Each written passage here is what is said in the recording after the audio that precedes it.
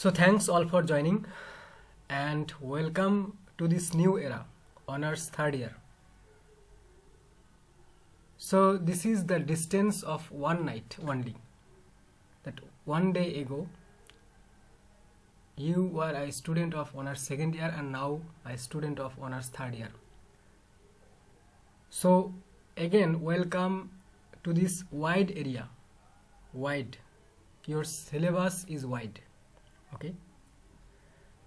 So last night I tried to distribute the names of the writers and their subjects and the names of the courses so that you can purchase or buy your academic books or guidebooks. Okay, but academic books very important. Okay, academic books are very important in order to set the exact emotion and expression and impression of the writers and their purposes in your heart. Okay, it's not the time to memorize something.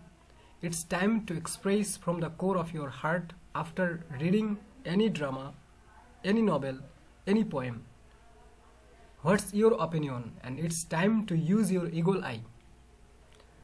It's time to use your eagle eye. It's not the time to take help from others. Now you will write from the core of your heart.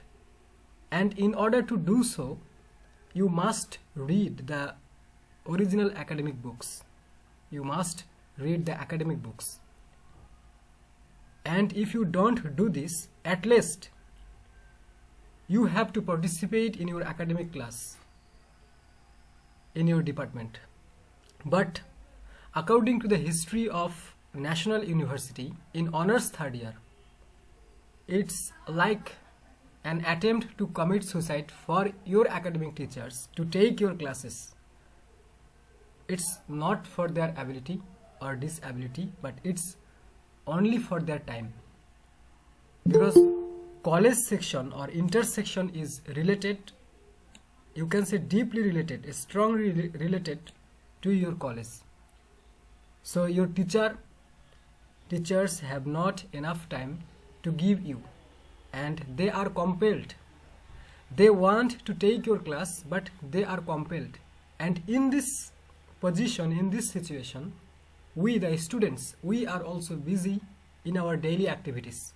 Boys are busy in different job sections in order to help their family, in order to carry out their educational cost.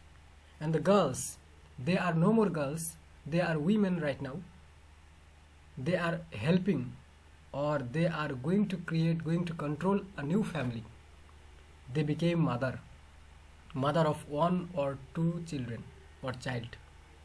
So this time is the time of experience in the field of study and in your real life. So it's not possible for you to memorize the poem, the theme of the poem, the explanation of the poem, the answer of the questions, but it's time to read and realize then what's your opinion, what's your personal explanation. And in order to gain this personal explanation, you need to read the explanation of other critics. That means you need to read the academic books. Then if you can do it, you don't need any guidebooks. Whether it is in the case of linguistics or in the case of literary criticism, academic book is very important. Remember this one. So this is my advice, direction and request. If possible, try to collect all academic books of honors third year. Though it is gradually, but try to collect. Don't depend on your guidebooks because you have to listen so much. Okay? And search in Google, search in YouTube, in different Facebook pages. You will get many video classes, live classes, and try to gain from there. Okay, don't depend on one person, because there are 40 academic books, and there is only one book that is, you can say, dangerous, and difficult. That is the Introduction to Linguistics. Only one book. Probably in order to digest this one book, you need 2 or 3 months. Because this book is a theoretical book, not a book of story. You cannot add your personal opinion, your personal rule or formula in order to write the answer in the case of Introduction to Linguistics. So this is a logical book. This book contains formula, structure, that is, you cannot change. The matter of realization. Okay, so try to follow continuity. Continuity should be your routine right now. In honors third year, continuity should be your routine. So in order to make your course interesting and romantic, I have selected this poem, To His Coy Mistress, from the course, from the subject 16th and 17th century poetry. This is the subject or title or course name, 16th and 17th century poetry. You know, 16th and 17th century means the Renaissance period. You can say Elizabethan age, Jacobean age, Caroline age, Commonwealth age, the subdivisions under the division Renaissance. So 16th and 17th century poetry, and in 16th and 17th century poetry you will have metaphysical poetry. In honors first year or in honors second year from the history of English language and literature, it was just a short question for us. What is metaphysical poetry? Who are the metaphysical poets? What are the features and conditions of metaphysical poetry? It was just a question and answer. But in this year, this is your subject. Metaphysical poetry is a part of your subject. Okay. So in 16th and 17th century poetry, you will have an English epic, that is Paradise Lost, written by John Milton, book 1. Then the allegorical poem Fairy Queen, book 1, I mean chapter 1 or canto 1. Then others are metaphysical poetry. John Donne, Andrew Marvell and George Herbert.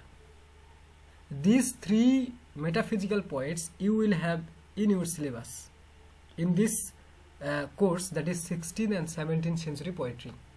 And this is Mr. Andrew Marvell, who wrote this poem, To His Coy Mistress. He was born in 1621 and he died in 1678.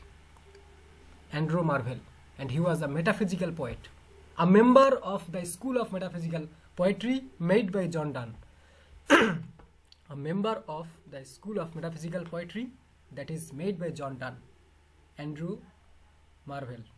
Okay, so you will have 2 poems written by him. One is To His Coy Mistress and another is The Definition of Love. So To His Coy Mistress, this is a time-related poem and strongly related to our life, to our real life. Okay, and in order to set his arguments and statement, because we know that metaphysical, it is a condition of metaphysical poem that metaphysical poem contains arguments and logic. Remember, this is the power of metaphysical poetry. Metaphysical poets use logic and reason, arguments, wits, logic, reason, arguments, wits, by using hyperbole and conceit. By using hyperbole and conceit, you can say metaphor, simile, hyperbole, conceit, they present their wit, argumentative subject matter, argumentative topic. So behind every single metaphysical poem you will have argument, wit and logic, because their importance is not on the emotion but on the argument.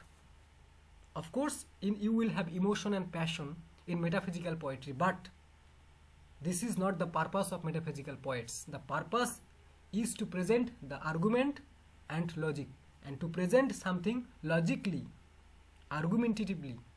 Okay, and in this poem the form or structure of this poem to his Coy Mistress is called it is called syllogism. Syllogism. Syllogism. It is called a continuation of an argument. The continuation of an argument or an statement from the beginning to the end of the poem. That means the poet would like to tell you something that is argumentative, and in the whole poem he will establish it.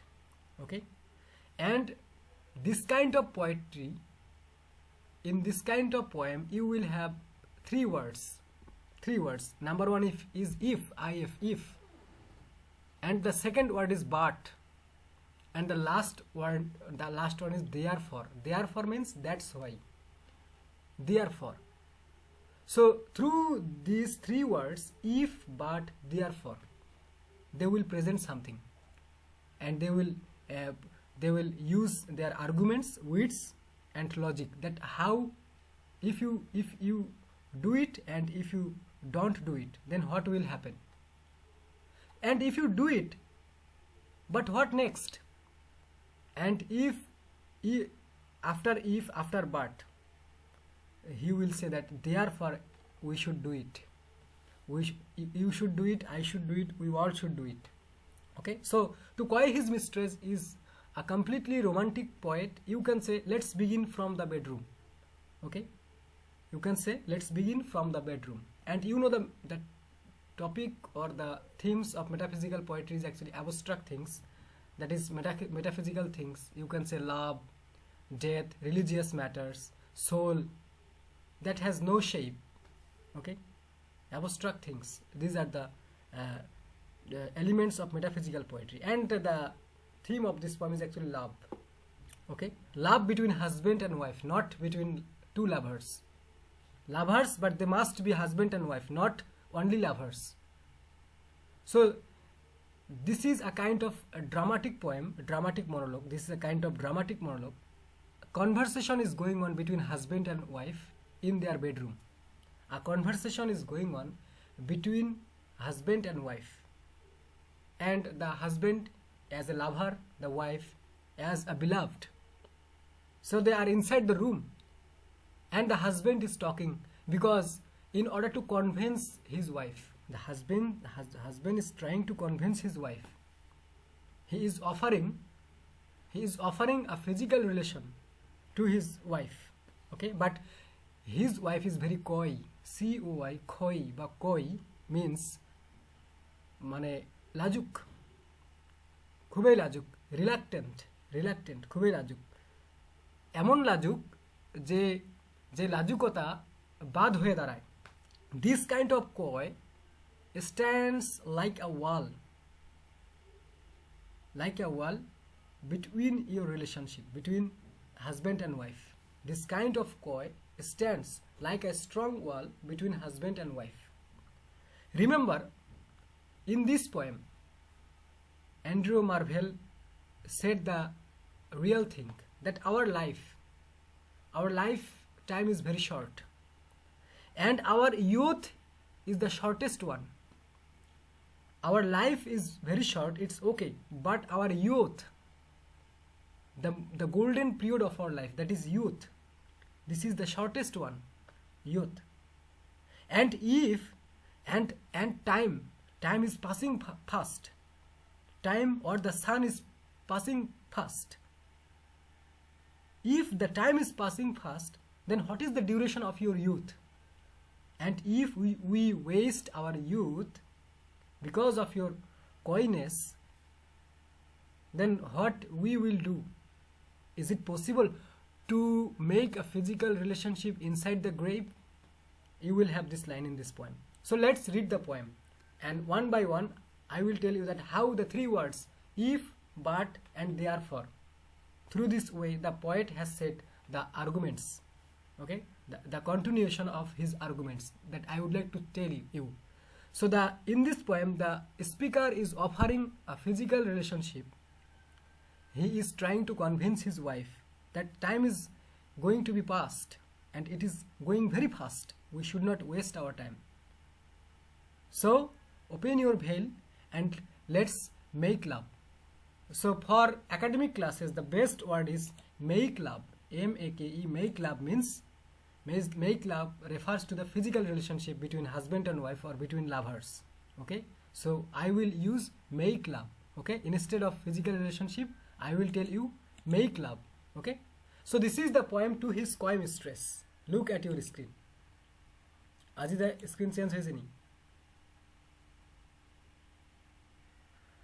Jilik screen change hoyeche? Okay. So to his coy mistress, this is the poem. So देखो had, the first word of this poem had. Had stands for if. Try to understand the English words are very easy one in this poem. Had we but world enough and time, this coyness lady were no crime. Here crime means problem. So had we but world enough and time, this coyness lady were no crime.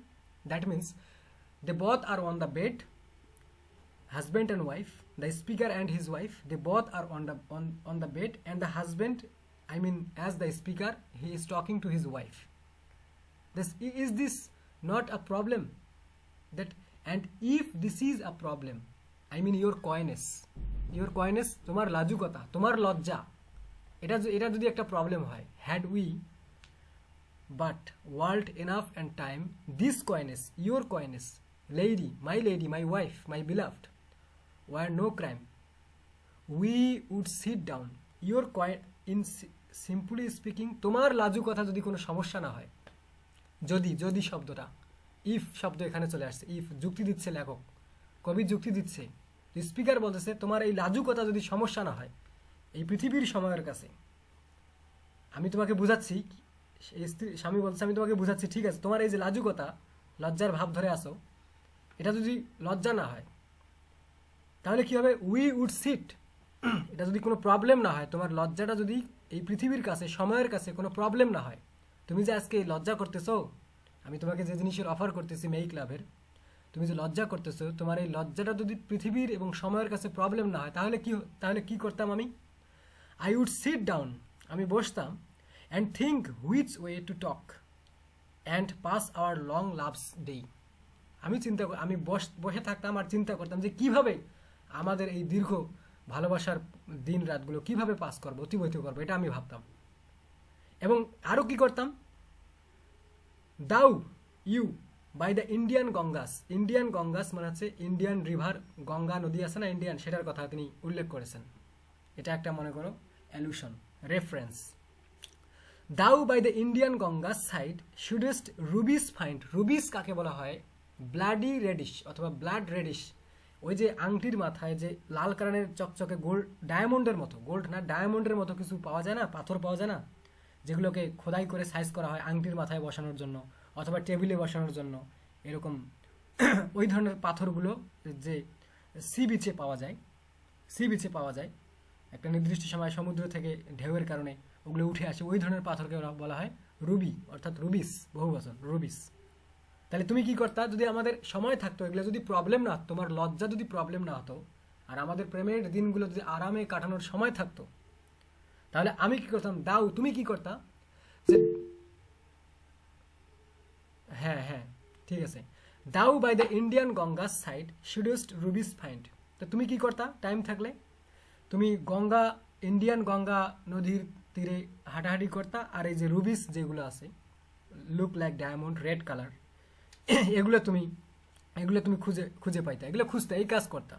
And I by the tide of Humber is a name of a river in ইংল্যান্ডের একটা নদীর নাম হচ্ছে Humber, ঠিক আছে। তো speaker বলতেছে তার ওয়াইফকে, তুমি এরকম করতা যে মেয়ে মানুষের কাজে তো ওই যে জুয়েলারি খোঁজা, এই টাইপের কাজ তাদের স্বভাব, তুমি কি করতা, তোমার যদি এই লজ্জা প্রবলেম না হতো, আমরা যদি পৃথিবীর কাছে বা সময়ের কাছে তোমার এই লজ্জা যদি প্রবলেম না হতো, তাহলে আমরা এইভাবে বসে থাকতাম আর চিন্তা করতাম, তুমি আর আমি বসে থাকতাম এভাবে, এখন যেমন বেডে বসে আছি দুজনে, চিন্তা করতাম যে কিভাবে আমাদের সুন্দর ভালোবাসার দিনগুলো কাটানো যায়।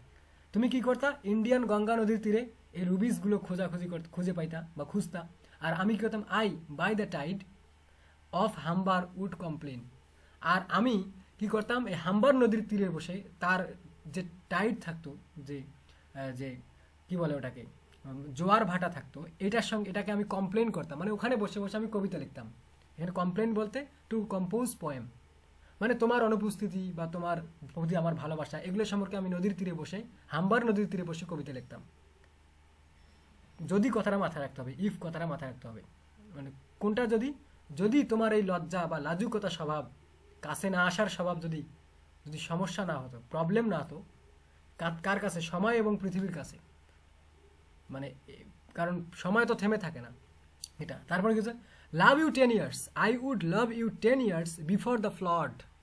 এখানে ফ্লডের কথা বলা হচ্ছে, বাইবেলের যে ফ্লড, বিশেষ করে আমি যদি আরবির দিক থেকে বলি, কোরআন থেকে বলি, যে কি আছে কোরআনের সূরাটা, রব্বি লা তাযর আলাল আরদি মিনাল কাফিরিনা দাইয়ারা, অর্থাৎ যে হৌত বলা হয়, অর্থাৎ মাছের পেটে যে নবী ছিলেন ইউনুস আলাইহিস সালাম, উনি উনি উনি যখন দোয়া করছিলেন তার কওমের জন্য, তিনি বলছিলেন যে রব্বি লা তাযর আলাল আরদি মিনাল কাফিরিনা দাইয়ারা। এটা সূরা ইউনুসের এটা আয়াত একটা, যে এই পৃথিবীতে কোনো কাফেরকে রাখিও না। তখন আল্লাহ তাআলা বন্যা দিয়ে দিয়েছিল পৃথিবীতে, পুরো পৃথিবীর সমস্ত মানুষকে ধ্বংস করে দিয়েছে। এটা তোমরা জানো, এই গল্প জানো। তিনি যে নৌকা তৈরি করেছিলেন, এই নৌকার মধ্যে প্রত্যেকটা জাতি থেকে, প্রত্যেকটা প্রাণী থেকে জোড়ায় জোড়ায় নিয়েছিলেন আল্লাহ তাআলার আদেশে। আর তিনি নৌকা তৈরি করার পর নৌকা যখন উঠে পড়েন, তো আল্লাহ তাআলা পৃথিবীর সবগুলো, নূহ আলাইহিস সালামের কাহিনী না? হ্যাঁ, নূহ আলাইহিস সালামের কাহিনী। ও ইউনুস না, নূহ আলাইহিস সালাম, যে মাঠের পাশে, সরি, নূহ আলাইহিস সালামের কাহিনী, যাকে বলা হয় হুত, যে কোরআনে তাকে হুত বলে সম্বোধন করা যায়। আচ্ছা, যাই হোক, আমি ওটা অন্য নাম নিয়ে আসছি। এনিওয়ে, তো সমস্ত মানুষকে আল্লাহ তাআলা ধ্বংস করে দেয় এক বন্যার মাধ্যমে, ফ্লাডের মাধ্যমে। আর ওই বন্যার পানিতেই কিন্তু নৌকাটা ভাসতে থাকে পরবর্তীতে। তো এখানে সেই বন্যার কথা বলা হচ্ছে, যেই কথাটা বাইবেলে উল্লেখ করা আছে। বোঝার চেষ্টা করো। I would love you 10 years before the flood. এখানে ফ্লাড মানে বন্যা।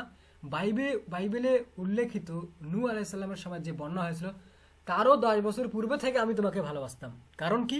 কারণ এই বন্যার কারণে পৃথিবীর সবাই মরে গিয়েছিল।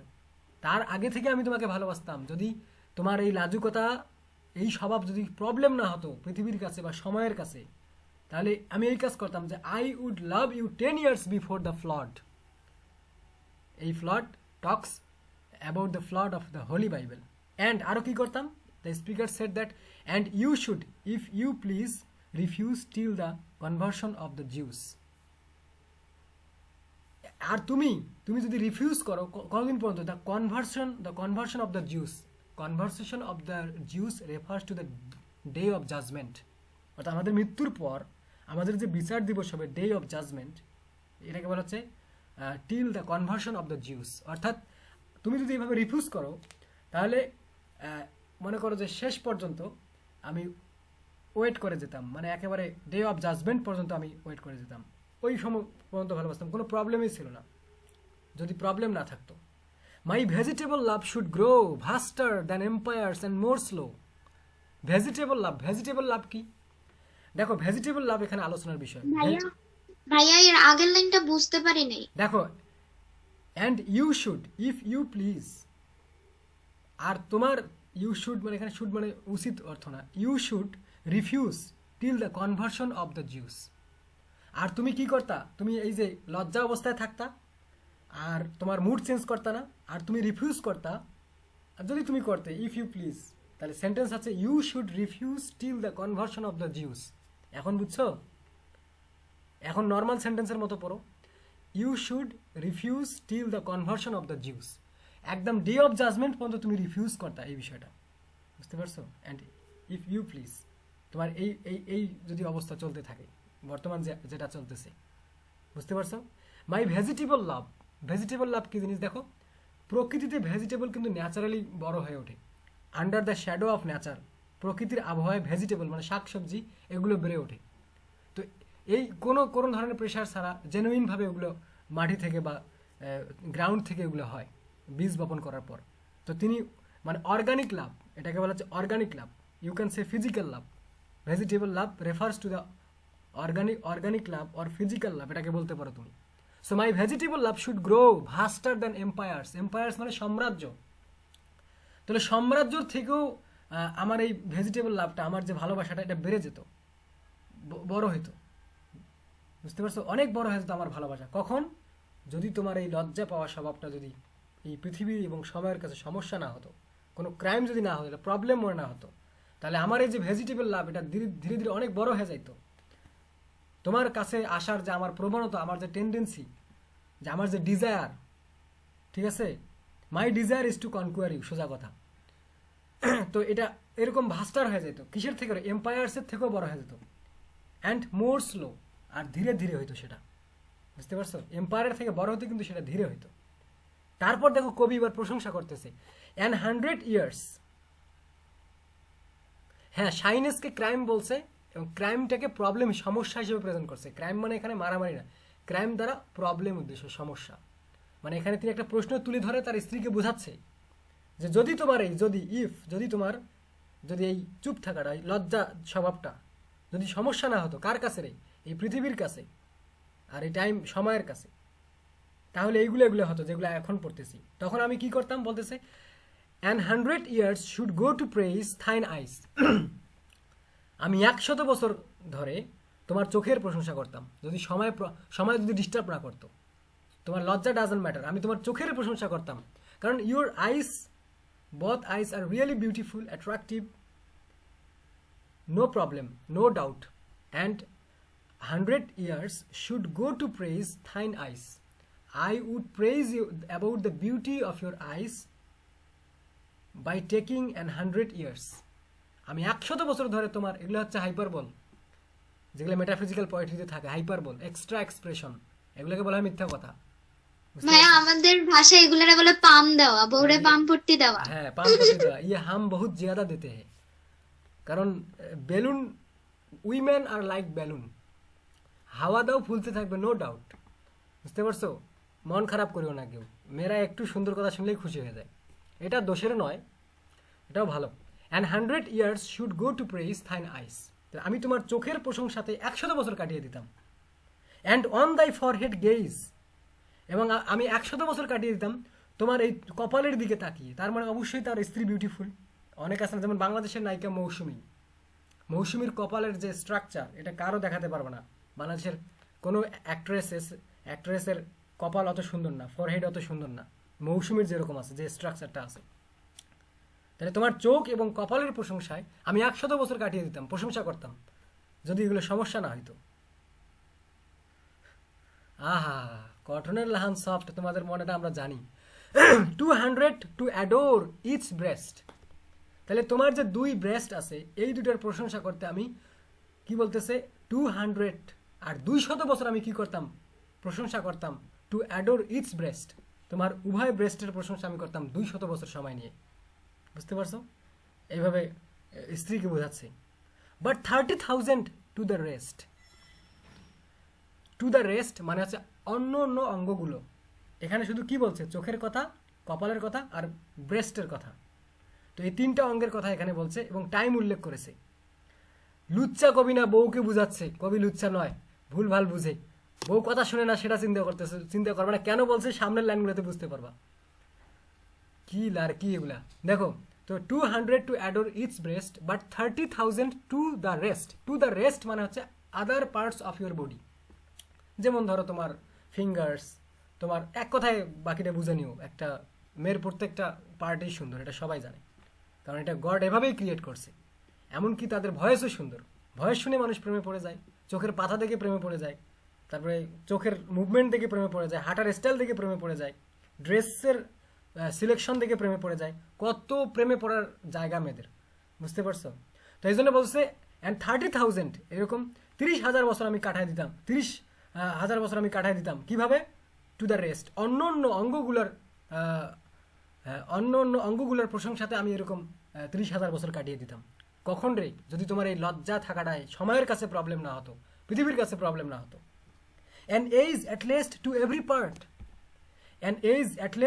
পার্ট, এরকম একটা করে সময় নিয়ে আমি তোমার অন্য অন্য প্রত্যেকটা পার্টের আমি প্রশংসা করতাম। তোমার দেহের প্রতিটা অঙ্গের আমি প্রশংসা করতাম। And age at least to every part, প্রত্যেকটা অঙ্গের আমি প্রশংসা করতাম। And the last age should slow your heart, এবং এবং the last age should show your heart, ঠিক আছে?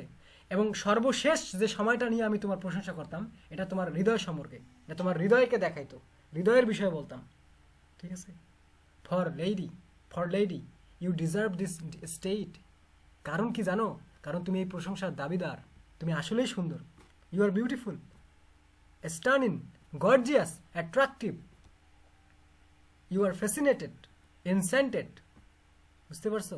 For lady you deserve this state because you deserve such kind of praise and admiration. Nor would I love at lower rate. আমি তোমাকে normal ভালোবাসা বাঁচতে পারি না, ইটস নট পসিবল। কারণ যে যে জায়গায় আছে সেখান থেকে তাকে অতটুকু ভালোবাসা দেওয়া দরকার। তো তুমি বিউটিফুল, তুমি সুন্দর, তোমার সব কিছুই সুন্দর, দ্যাটস ওয়াই আমি এই সময়গুলো কাটিয়ে দিতাম। কখন? যদি এই পৃথিবীর কাছে সময় নামক জিনিসটা আর তোমার এই লজ্জাটা প্রবলেম না করতো। বুঝতে পারছো এটা? তারপর দেখো কি বলে, বাট এই বাট চলে আসছে দ্বিতীয় যুক্তি। প্রথম যুক্তি এতক্ষণ পর্যন্ত যে কথাগুলো গেল, এগুলো কি কথা ছিল? ইফ কথা নিয়ে।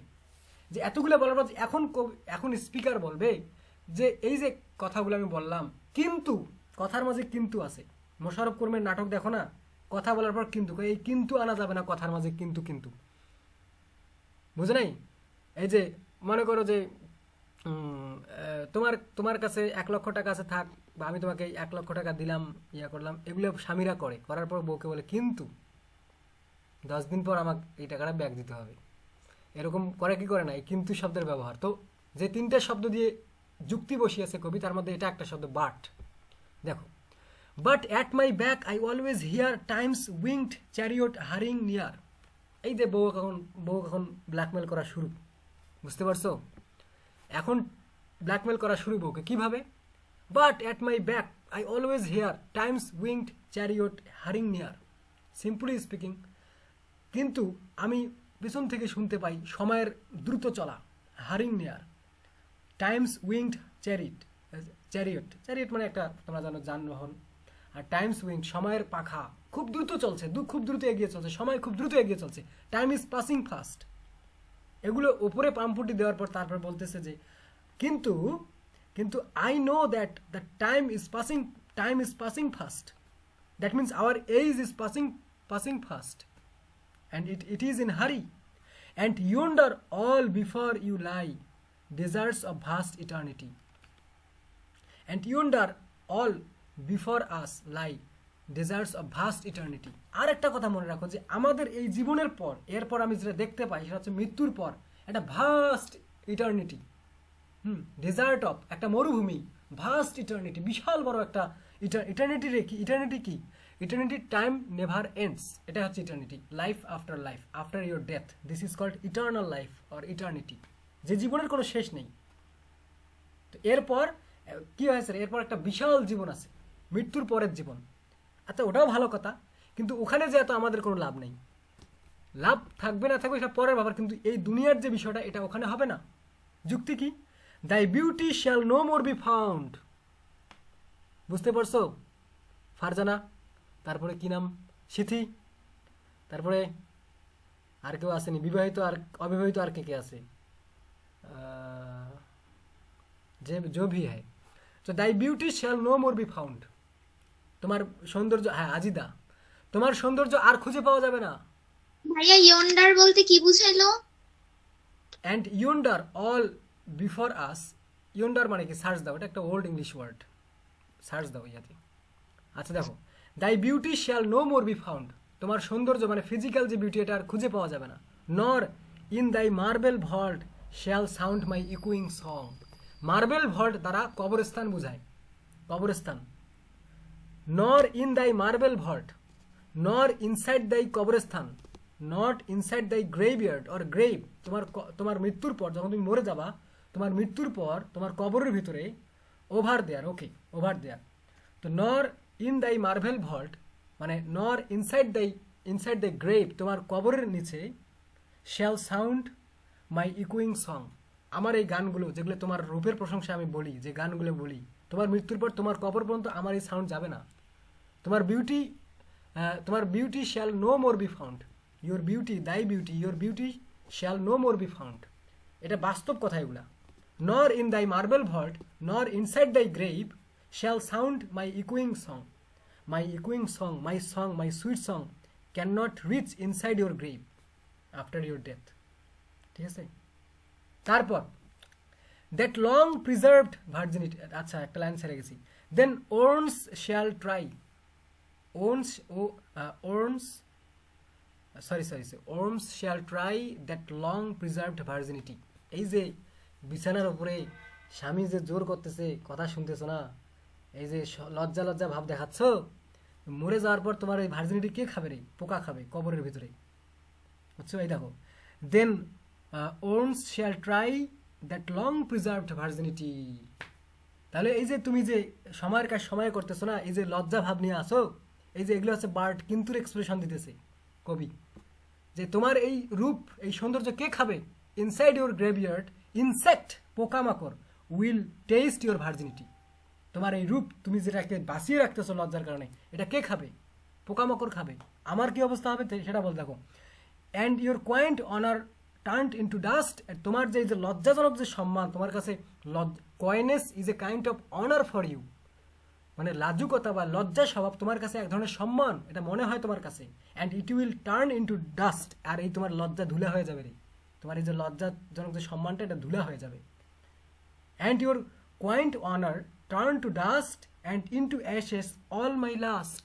লাস্ট মানে তো সেক্সুয়াল ডিজায়ার, এটা তোমরা জানো, মানে না? লাস্ট ফুল মাইন্ডেড, লাস্ট চারাস বয়, খারাপ নজরে आंखों से बलात्कार करता है, হিন্দি ফিল্মের ডায়লগ আছে না, সালা আঁখো সে বলাৎকার করতা হয়, ওই টাইপের কিছু লাস্ট ফুল বা লাস্ট ফুল বলা হয়। হ্যাঁ, সেন্সুয়াল, কিন্তু সেন্সুয়াল তো ভালো শব্দ, সেন্সুয়াল সেক্সুয়াল এই টাইপের কিছু, বুঝতে পারছো? তো কবি বলতেছে শুধু তোমার যে বিউটি থাকবে না, তোমার যে কবরে আমার গান পৌঁছাবে না, তোমার যে এই যে মোস্ট ডিজার্ভ ভার্জিনিটি এটাকে পোকামাকড় খেয়ে ফেলবে, আর তোমার এই সম্মান ধুলায় পরিণত হয়ে যাবে, আর আমার কি হবে? অ্যান্ড ইনটু এইশেস মানে ছাই, ওই মানুষকে হিন্দু ধর্মে আমরা জানি মৃত্যুর পর পুড়ে ফেলা হয়, ওই ছাইগুলোকে একটা আস্থিয়ার ভেতরে দিয়ে ভাষায় দেওয়া হয়, ওইটাকে বলা হচ্ছে এইশেস, এইশেস, ঠিক আছে? ইনটু এইশেস অল মাই লাস্ট, আর এই যে ছাইয়ের ভেতর আমার সবগুলা, আমার যে যত লাস্ট আছে বাস যে ডিজায়ার আছে, সেক্সুয়াল ডিজায়ার আছে, ওগুলো ছাইয়ে পরিণত হয়ে যাবে। কারণ কি রে? The grave's a fine and private place but none I think do there embrace. এই সেই লাইন, বুঝতে পারছো? কারণ the graves is a fine and private place, no problem, কবরস্থান একটা প্রাইভেট প্লেস, এখানে কেউ থাকে না, কেউ যাবেও না, এটা প্রাইভেট প্লেস, কবরের ভিতরে, কবরস্থান বলতে কবরের ভিতরে যখন কবর দেওয়া হয় তারপর। বাট নান, কেউ না, আই থিঙ্ক আমি মনে করি, ডু দেয়ার এমব্রেস, এখানে এমব্রেস মানে জড়িয়ে ধরা এটা নয়, এখানে এমব্রেস দ্বারা physical relation indication. This embrace indicate the physical relationship between husband and wife, and there is no history that inside the graveyard there is any physical relationship between husband and wife.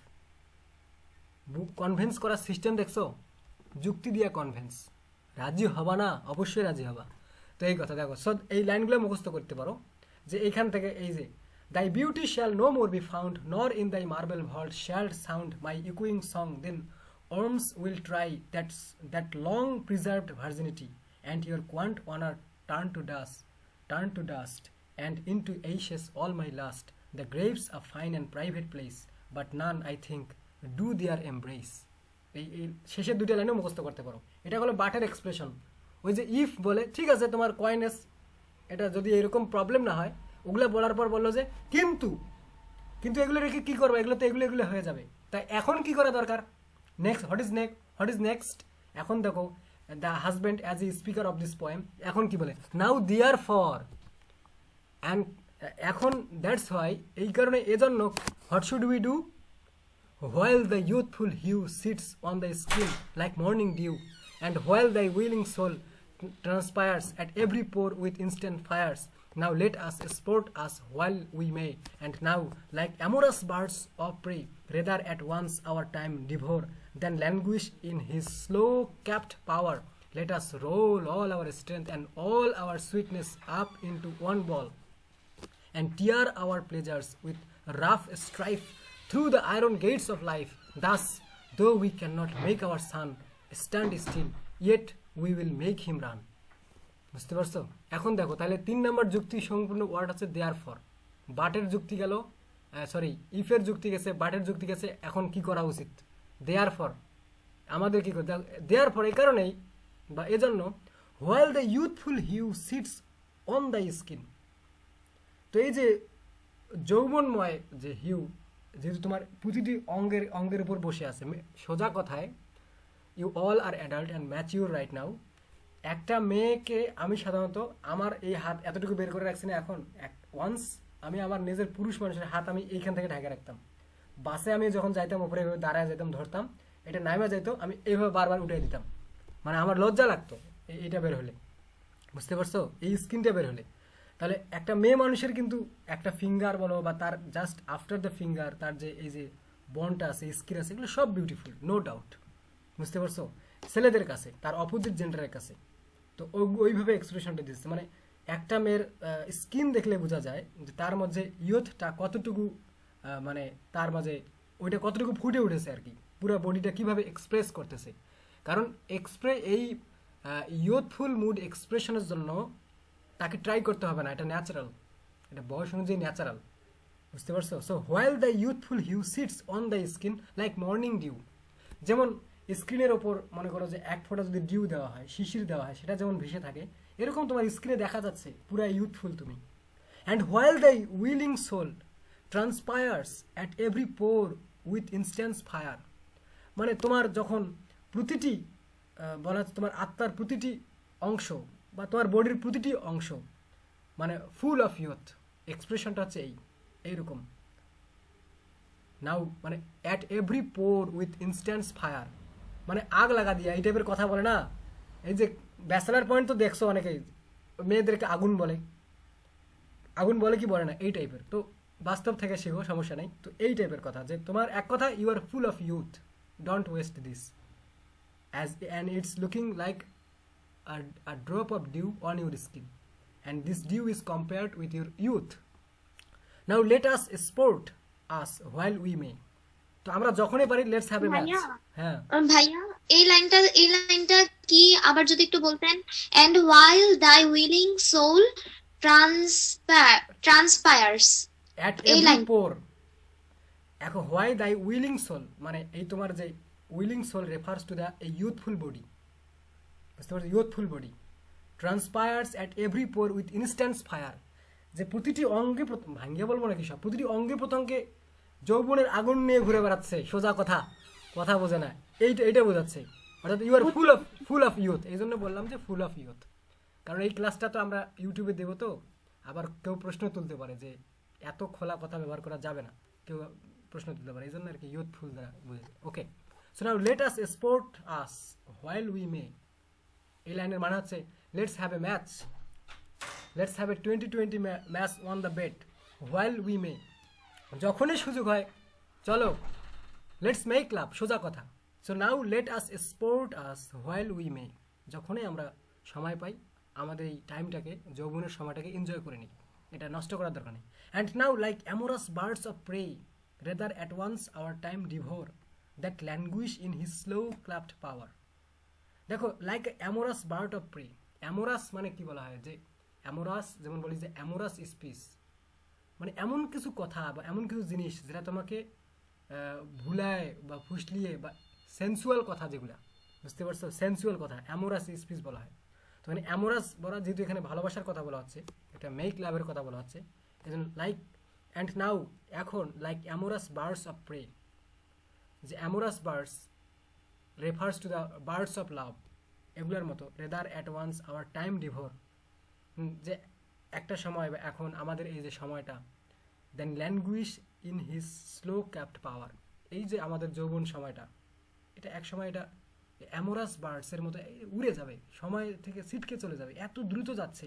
মানে এই আমাদের যে দেন ল্যাঙ্গুইশ at his slow chapt পাওয়ার, এই যে আমাদের যে যৌবন সময়টা, এটা একেবারে কমে যাবে, এটা একবারে শেষ হয়ে যাবে। এটা জীবন যদি 60 বছরের হয়, তাহলে মাঝখানের 20 বছর হয়তো বা যৌবন, কারণ তোমার তো বিয়ে করতে করতে 20 বছর চলে যাবে, এই বাল্যকালে তো শেষ।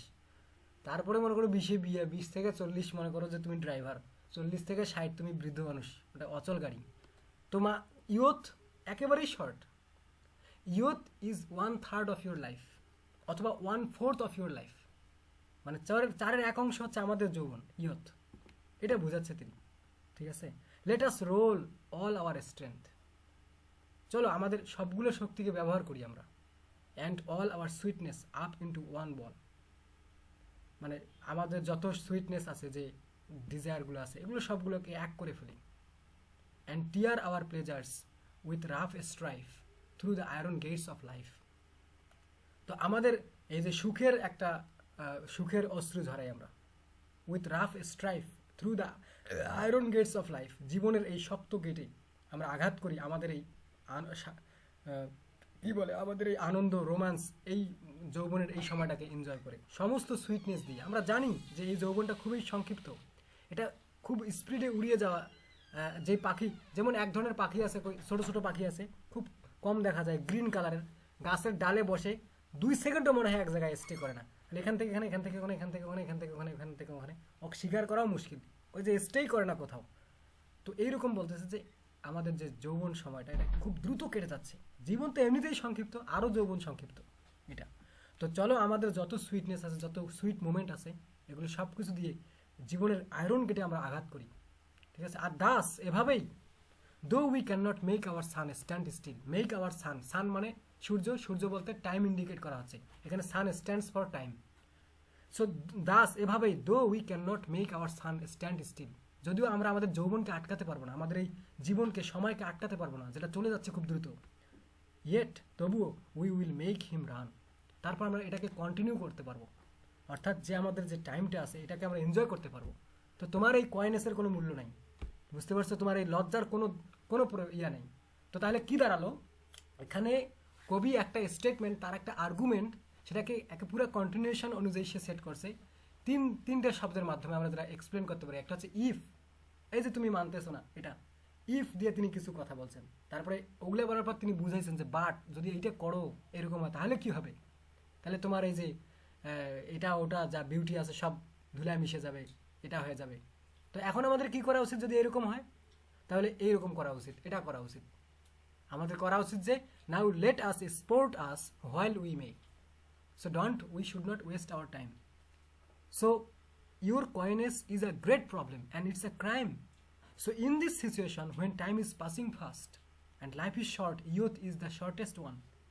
Then, if you express your shyness, if you express your coyness, then this is of course a crime, a problem for this time and for this world. Then time, it will continue, and it's going on. বুঝতে পারছো, সময়ের সাথে সাথে পৃথিবী এগিয়ে চলছে, তোমার আমার বয়সও এটা থেমে থাকবে না। সো আমরা জানি, thus we know we can not make our sun stand still, আমরা জানি যে আমরা আমাদের জীবনের সময়টাকে আটকে রাখতে পারবো না, যৌবনটাকে আটকে রাখতে পারবো না, yet we will make him run, তারপরেও আমরা এটাকে চলতে দিতে পারি। ঠিক আছে, তো দিস ইজ দ্য পোয়েম। তাহলে এখানে যে মেটাফিজিক্যাল এলিমেন্ট আছে বা যে বিষয়গুলো তিনি বুঝিয়েছেন,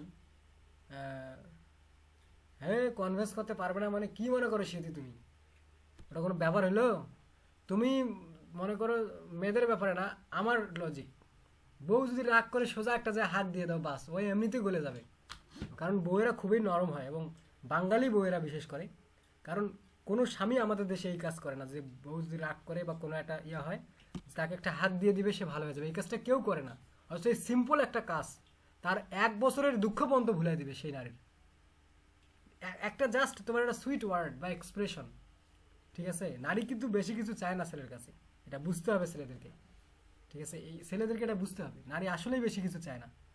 তো কিছু অবুঝ নারী আছে, অবুঝ উইমেন আছে, যাদেরকে অ্যাভয়েড করা উচিত, বা তাদেরকে বোঝানো, শোনো নারীকে কখনো কন্ট্রোল করা সম্ভব না, বাট টেকনিক্যালি কন্ট্রোল করা সম্ভব। কথা বুঝে আসছে, নারীকে কখনো কন্ট্রোল করা সম্ভব না, টেকনিক্যালি কন্ট্রোল করা সম্ভব। ঠিক আছে, তো এই নারীটা জাস্ট চায় যে আমার কেউ কেয়ার করুক, আমাকে কেউ দু একটা আমার প্রশংসা করুক, আর স্ত্রীর প্রশংসায় মিথ্যা কথা বলাও জায়েজ আছে। আর নিজের প্রপার্টি, পার্সোনাল প্রপার্টি, কালা হলেও আমার, সাদা হলেও আমার, যেটাই হোক, তো স্ত্রীর প্রশংসা করা দরকার, ছোটোখাটো প্রশংসায় একদম তার মুখে হাসি নিয়ে আসার জন্য যথেষ্ট। বুঝতে ভাইয়া পারছো? টু হেমিস্ফিয়ারের ইয়েটা জানি কোন কবিতায় ছিল? টু হেমিস্ফিয়ার ওটা ছিল যে the good morrow, honours first ইয়ারে, দ্য গুড জি মরো। ভাইয়া। বুঝতে পারছো এটা?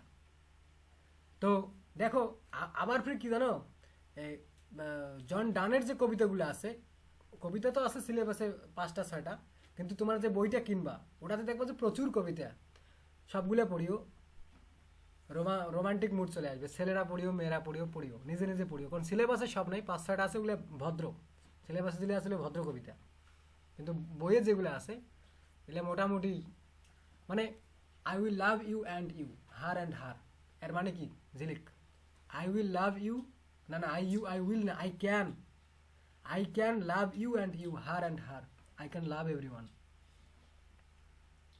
বুঝতে পারছো? মানে I can love the prostitute, I can love the married, I can love the unmarried, I can love the virgin, I can love the old, I can love the young.